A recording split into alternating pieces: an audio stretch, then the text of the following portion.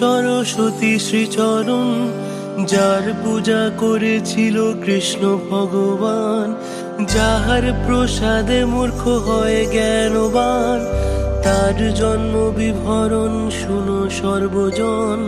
নারায়ণ ছিলা যবে অনন্ত সজ্জাতে, প্রকৃতির সৃষ্টি হয় বামঙ্গ হতে, একই প্রকৃতি পরে নানা মূর্তি লয়, তারই অন্য রূপ সরস্বতী যে হয়। যে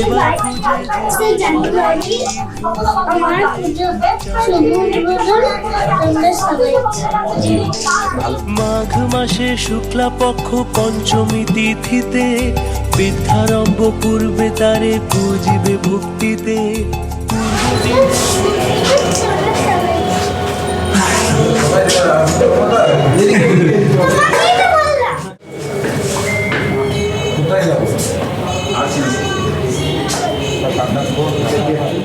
করিবে স্থাপন গণেশাদি পঞ্চদেবে পূজি তৎপরে, করিবে দেবীর পূজা অতি ভক্তি ভরে।